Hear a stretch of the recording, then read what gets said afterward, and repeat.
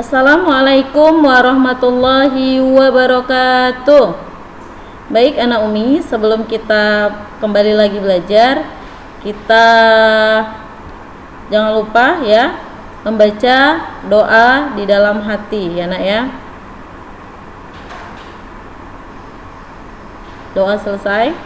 Baik, nah adapun pembelajaran kita hari ini ya masih di tema 1 ya dengan subtema 4 yaitu pertumbuhan dan perkembangan tumbuhan. Ya nak, masih tema 1.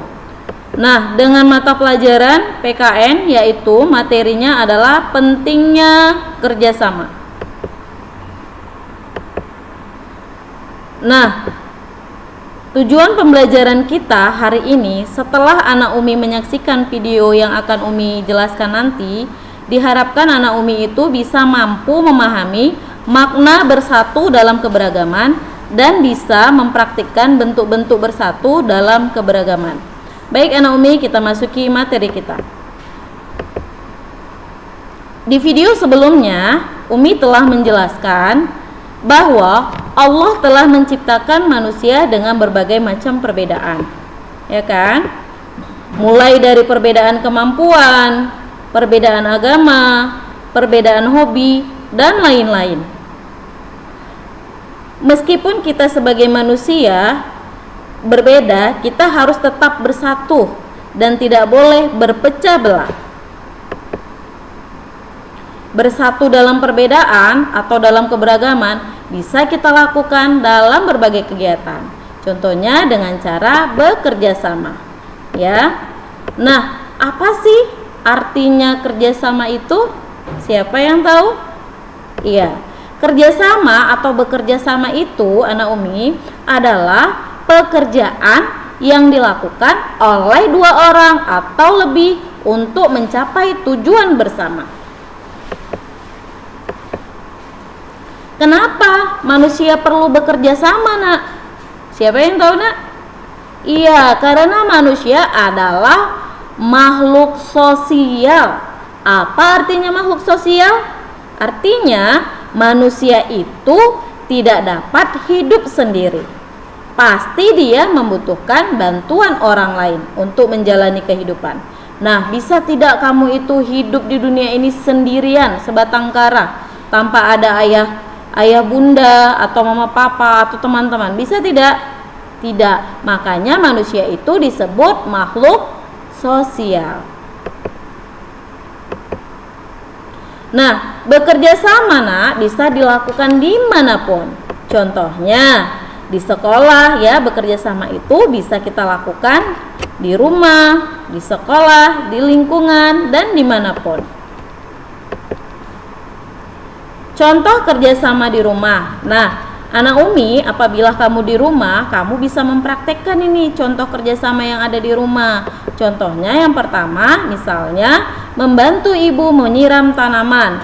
Misalnya ada di rumahnya ada bunga. Nah, kamu harus bantu ibu kamu untuk menyiram tanaman. Dan yang kedua, membantu membersihkan rumah bersama-sama. Misalnya ada yang menyapu teras rumah atau rumah ya kan nak, lantai, menyapu lantai, terus menyapu halaman. Nah, kita itu disebut dengan bekerja sama, artinya membersihkan rumah secara bersama-sama. Nah, yang ketiga, bekerja sama dalam menghemat listrik. Kalau misalnya siang, lampu harus dihidupkan atau dimatikan? Ya, harus dimatikan. Karena apa nak? Di siang hari sudah terang dan kita tidak memerlukan lagi yang namanya lampu. Nah, itulah contoh menghemat listrik. Nah, contoh kerjasama di sekolah misalnya apa? Bekerja sama mengerjakan tugas kelompok. Misalnya nanti kalau kita belajar tatap muka, Umi ada buat kelompok diskusi. Maka yang namanya dalam satu kelompok itu harus sama-sama bekerja.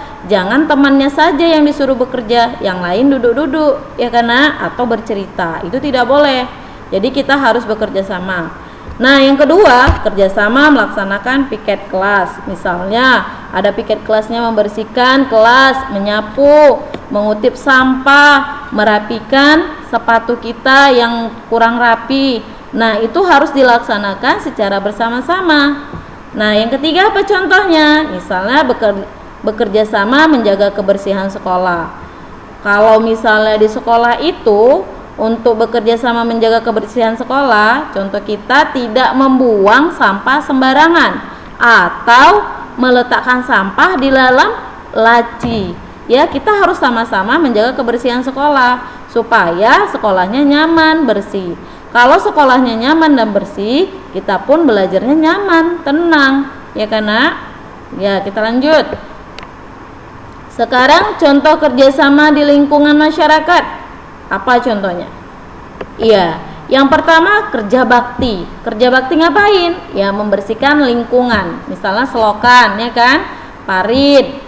Kemudian apa lagi? Gotong royong, membangun pos ronda atau masjid. Kalau kita yang sebagai anak-anak, ya kan, misalnya tidak mengganggu ayah-ayah kita lagi yang atau papa-papa kita yang lagi kerja bakti atau gotong royong membangun pos ronda.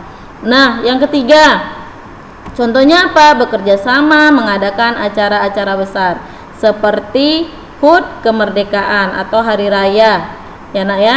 Contohnya kayak 17-an ini ya, kita tidak bisa merayakannya karena terkendala pandemi Covid ya, Nak ya. Mudah-mudahan di tahun depan kita bisa bekerja sama untuk merayakan hari-hari besar seperti hari raya dan HUT kemerdekaan.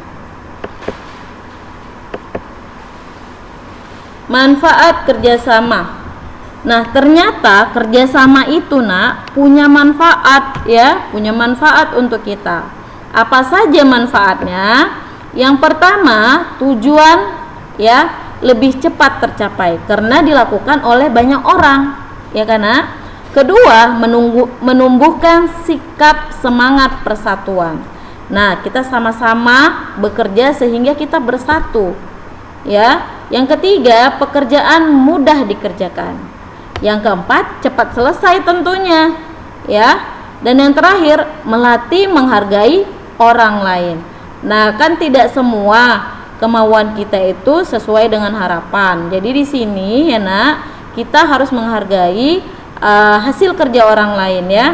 Jangan kita ejek, tapi kita hargai. Nah, itulah dia manfaat kerjasama, melatih kita menghargai orang lain.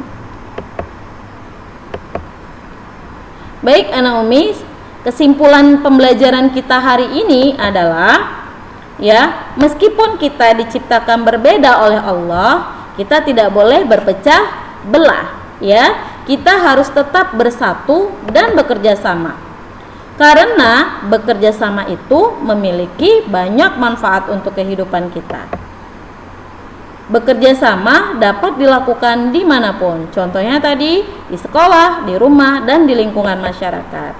Oke, tetap jaga kesehatan, tetap semangat, tetap belajar. Terima kasih Ana Umi. Wassalamualaikum warahmatullahi wabarakatuh.